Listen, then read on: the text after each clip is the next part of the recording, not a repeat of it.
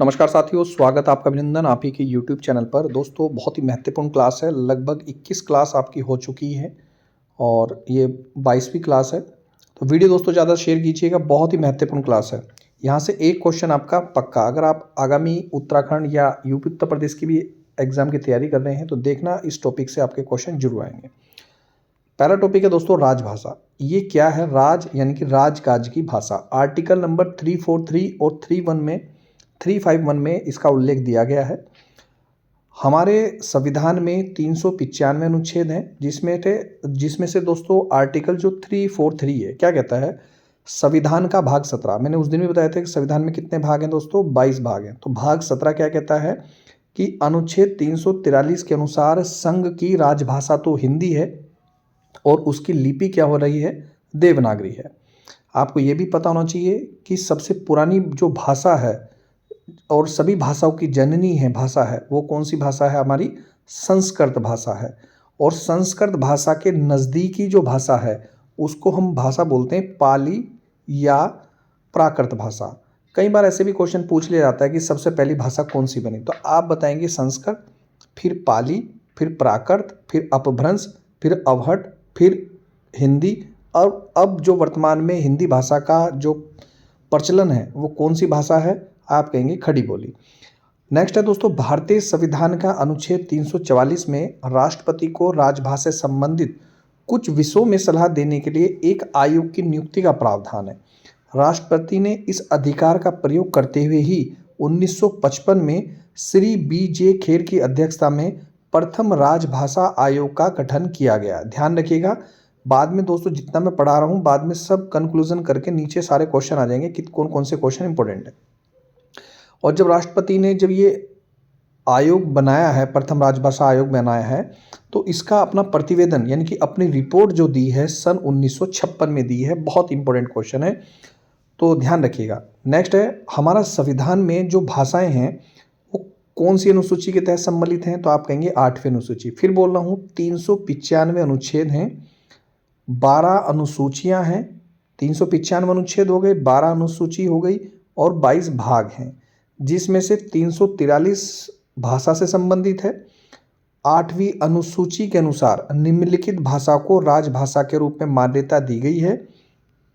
अब मैं आपको ये भी बता देता हूँ, ये भाषा दोस्तों कहाँ बोली जाती है। जैसे असमिया भाषा है तो कहाँ बोली जाती है? आपके असम राज्य में। वर्तमान में भारत में कितने राज्य हैं? 28 राज्य हैं और 8 केंद्र शासित या 7 केंद्र शासित प्रदेश हैं। ध्यान रखिएगा, थोड़ा कंफ्यूज होंगे, 7 हैं शायद, एक बार चेक करके कमेंट करके बता दीजिएगा, मैं पिन कर दूंगा मैसेज को। असमिया भाषा बोली जाती है असम राज्य में। बंगला भाषा पेपर में आ जाता है तो पश्चिम बंगाल में बोली जाती है।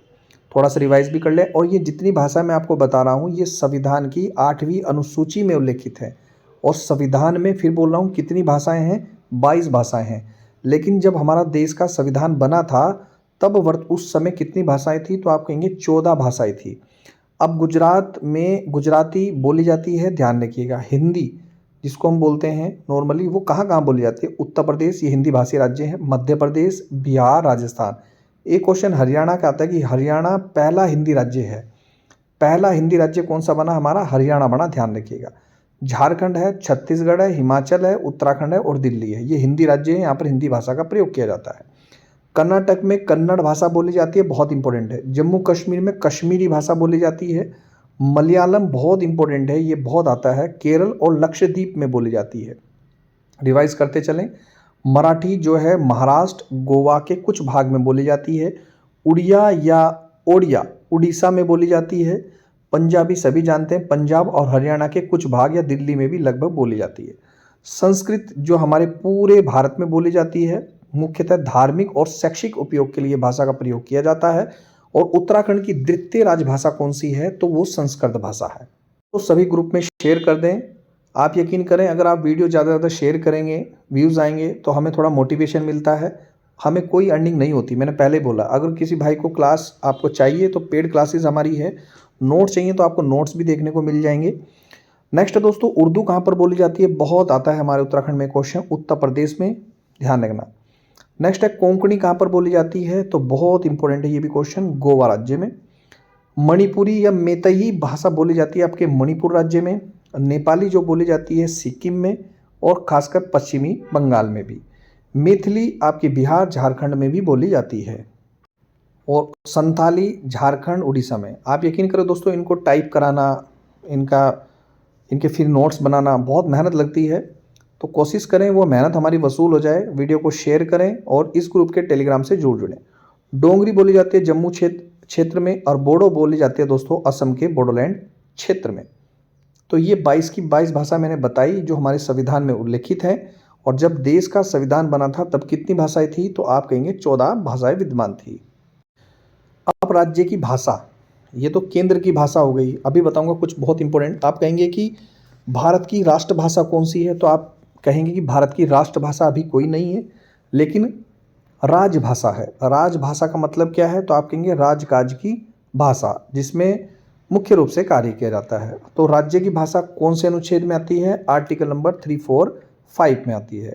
संविधान का अनुच्छेद 345 में प्रत्येक राज्य के विधानमंडल को यह अधिकार दिया गया है कि वह विधि द्वारा राज्य के राजकीय प्रयोजनों में से या सब या किसी प्रयोग के लिए उस राज्य में जो प्रयुक्त होने वाली भाषा है, इस पर फोकस कीजिएगा, उस राज्य में प्रयुक्त होने वाली भाषाओं में से किसी एक को या अनेक को भी हिंदी को अंगीकार कर सकता है। परंतु जब तक राज्य का विधानमंडल विधि द्वारा इसको उपबंध न करें तब राज्य के भीतर उस शासकीय प्रयोजन के लिए अंग्रेजी भाषा का ही प्रयोग किया जाता है। इसलिए मुख्य रूप से हाईकोर्ट में आप देखते होंगे अंग्रेजी भाषा का प्रयोग किया जाता है। यदि कोई हाईकोर्ट अंगीकृत करता है, ठीक है, विधानमंडल में उपबंध करता है, तो ही उस भाषा का प्रयोग किया जा सकता है, अन्यथा अंग्रेजी भाषा प्रयोग की जाएगी। जिनके लिए इसका इस संविधान के प्रारंभ से ही ठीक पहले प्रयोग किया जा रहा है, यानी कि जब हमारा संविधान बना भी नहीं था तब भी अंग्रेजी भाषा का ही प्रयोग किया जा रहा है। किसमें, शासकीय प्रयोजनों के लिए। और आज भी यही है स्थिति हमारे देश की। और इस उपबंध के बाद कई ऐसे राज्य हैं जिन्होंने अपनी राज्य भाषा के रूप में अंगीकृत किया, थोड़ा सा वो भी जान लेते हैं। जैसे आंध्र प्रदेश ने तेलुगु को चुना अपनी राजकाज की भाषा, केरल ने मलयालम को चुना, असम ने असमिया को चुना, पश्चिम बंगाल ने बंगाली को, उड़ीसा ने उड़िया को, गुजरात ने गुजराती के अतिरिक्त हिंदी को भी चुना है, गोवा ने कोंकणी के अतिरिक्त मराठी को, जम्मू कश्मीर ने उर्दू को, और मेघालय, अरुणाचल प्रदेश और नागालैंड, ये बहुत इंपॉर्टेंट है, मेघालय, अरुणाचल प्रदेश, नागालैंड ने अंग्रेजी भाषा को चुना है, यह ध्यान रखिएगा। और पौंडीचेरी ने फ्रांसीसी भाषा को चुना, ये क्वेश्चन इंपॉर्टेंट है। त्रिपुरा ने कोक बोरोक भाषा को चुना है, बहुत इंपॉर्टेंट है। मिजोरम ने मिजो भाषा को चुना है। ध्यान देने ये भी योग्य बात है कि राज्य द्वारा भाषा का चुनाव संविधान की 8वीं अनुसूची में उल्लेखित भाषा तक ही सीमित नहीं है, ये इंपॉर्टेंट है, ध्यान रखिएगा। तो दोस्तों जितने मैंने आपको क्वेश्चन बताए बहुत इंपॉर्टेंट है, इनको थोड़ा रिवाइज कर लीजिएगा। अब जो आपने पढ़ा थोड़ा सा और किस तरीके से एग्जाम में क्वेश्चन बनते हैं उसको भी हमने थोड़ा टाइप किया है। पहला है संघ की राजभाषा हिंदी है और लिपि देवनागरी है। कौन से आर्टिकल बोलता है, तो आप कहेंगे आर्टिकल नंबर 343। इस टाइप से एग्जाम में क्वेश्चन पूछे जाएंगे। भाषा संबंधी प्रावधान संविधान के किस भाग में दिए गए हैं, तो आप कहेंगे भाग 17 में दिए गए हैं। भारत की कोई राष्ट्रीय भाषा नहीं है, ये इंपॉर्टेंट है। भारत की राष्ट्रीय भाषा नहीं है लेकिन राजभाषा है। राष्ट्रपति राजभाषा आयोग की नियुक्ति करता है, बिल्कुल करता है, राजभाषा आयोग की नियुक्ति करता है और आर्टिकल नंबर 344 के तहत करता है। प्रथम राजभाषा आयोग का गठन कब किया गया, तो आप कहेंगे 1955 में किया गया, जिसने अपनी रिपोर्ट 1956 में दी थी।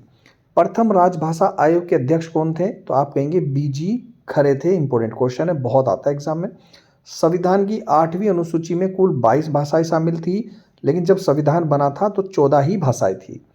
कौन कौन सी भाषा जोड़ी वो भी हम बताएंगे। सिंधी को 21वें संविधान संशोधन हुआ और 1967 में जोड़ा गया, तब संविधान में 14 और 3 भाषाएं और जोड़ी गई, 15 भाषाएं हो गई। और 1992 में 3 और भाषाएं जोड़ी गई। ऐसे पासवर्ड याद कर लेना। नमक, नै से नेपाली हो गया, मैं से मणिपुरी हो गया, कैसे कोंकणी, 3 भाषाएं और एक 4 जो 1967 में 4 भाषाएं और जुड़ गई, यानी कि टोटल 18 भाषाएं हो गई। और 18 के बाद 4 और भाषाएं जोड़ी गई, मैथिली, संथाली, डोंगरी और बोडो, जो 1992 संविधान संशोधन द्वारा 2003 में जोड़ी गई।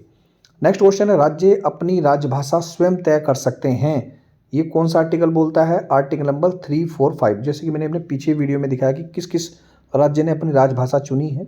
राज्यों के बीच अगर पत्राचार होगा तो संघ की राजभाषा प्रयुक्त होती है। वो कौन डिसाइड करता है? आर्टिकल नंबर 346 में इसका पूरा चीज़ दी हुई है। उच्चतम और उच्च न्यायालयों की भाषा हमारी क्या है? मुख्य रूप से वो है, आप बताएंगे, अंग्रेजी है।